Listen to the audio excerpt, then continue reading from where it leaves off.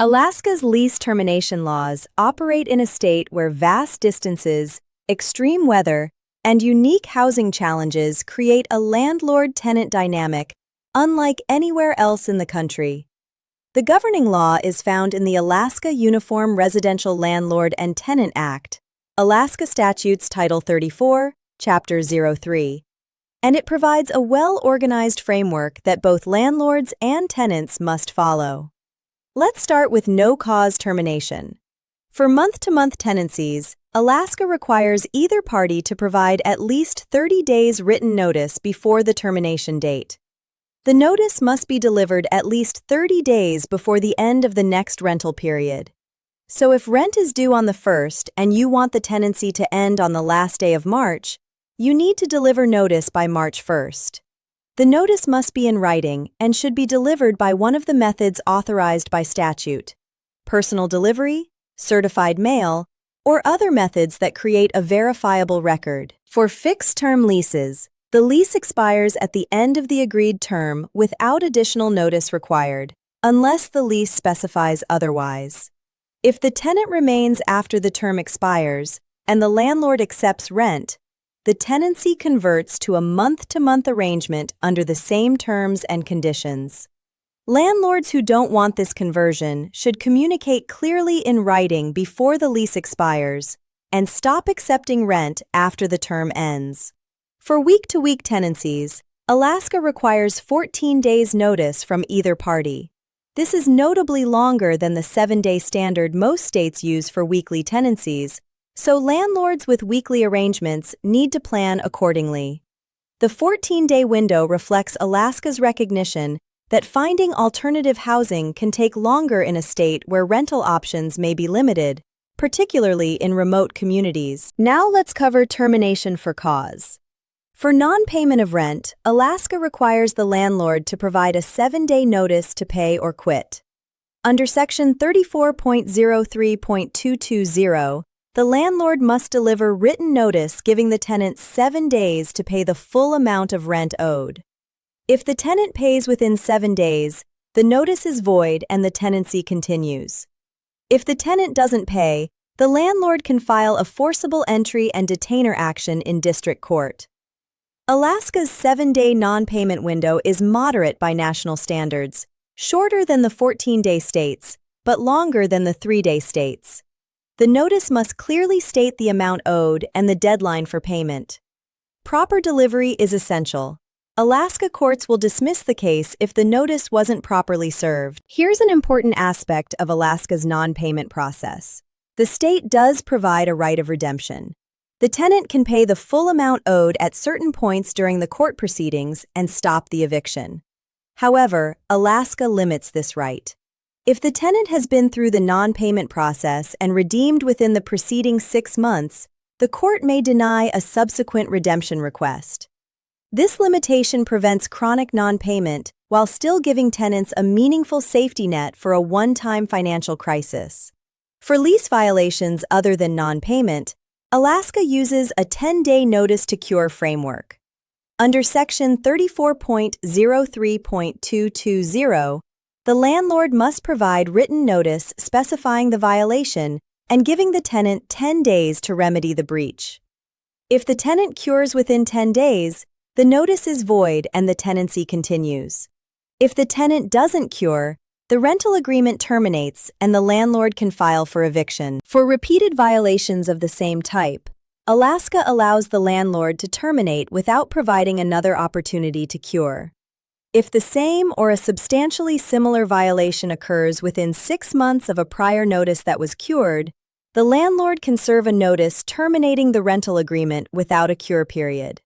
This escalation mechanism prevents tenants from repeatedly committing and curing the same violation. For serious violations, including criminal activity, drug-related offenses, and conduct that poses an immediate threat to health or safety, Alaska provides an expedited pathway.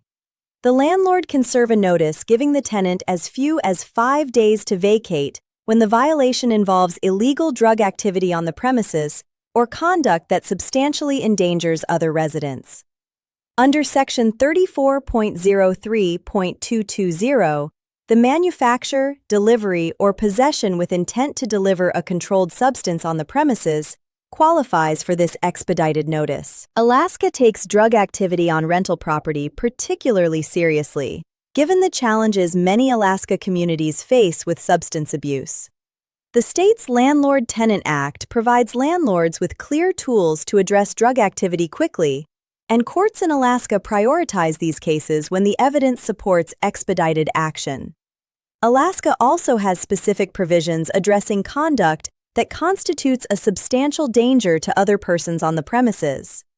If a tenant threatens violence against other tenants or engages in behavior that creates an immediate safety risk, the landlord can pursue expedited eviction. Courts in Alaska have authority to schedule emergency hearings when the circumstances warrant it. One unique aspect of Alaska's framework is how the state's geography affects the practical application of these rules. In Anchorage, Fairbanks, and Juneau, the state's three largest population centers, the court system operates much like it does in any other state. But in rural Alaska, the reality is very different. Many remote communities are accessible only by air or water, and the court system in these areas operates through traveling judges and limited court dates. Serving notices, filing court documents, and scheduling hearings can be significantly more challenging when the nearest court is hundreds of miles away and only accessible by bush plane. For landlords who own property in rural Alaska, these logistical challenges make proper documentation and advance planning even more critical. Sending notices by certified mail, the most common method for rural properties, requires accounting for mail delivery times that can be much longer than in urban areas. And scheduling a court hearing may require coordination with a court calendar that only has available dates every few weeks or months. The eviction process in Alaska goes through the district court. The landlord files a complaint for forcible entry and detainer after the applicable notice period has expired. The court issues a summons to the tenant, and a hearing is scheduled, typically within 10 to 20 days of filing in urban areas.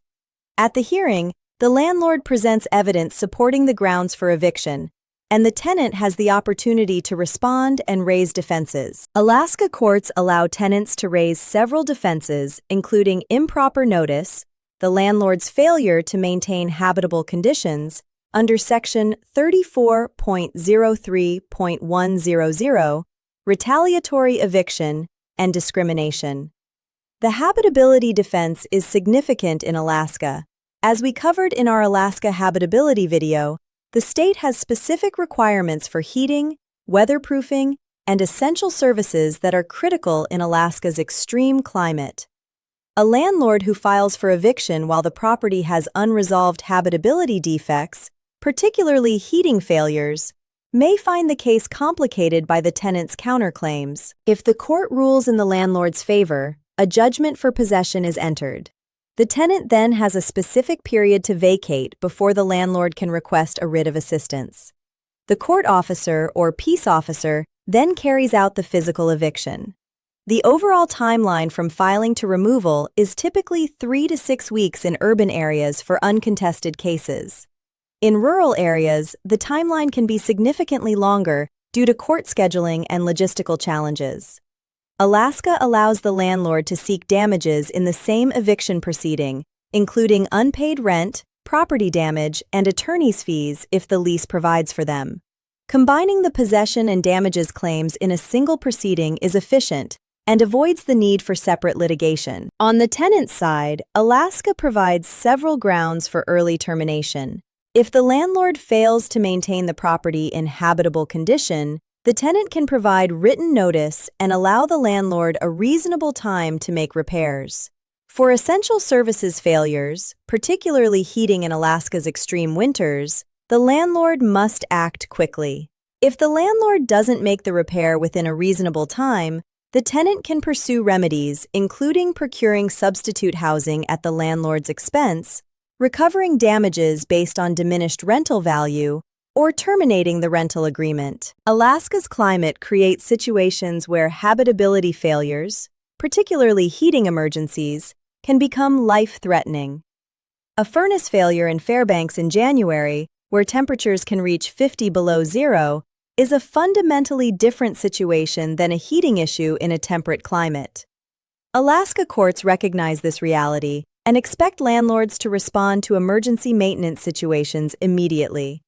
Failure to do so can result in not only lease termination by the tenant, but significant damage claims. Active duty military members are protected by the Service Members Civil Relief Act and can terminate with 30 days' notice following deployment or permanent change of station orders.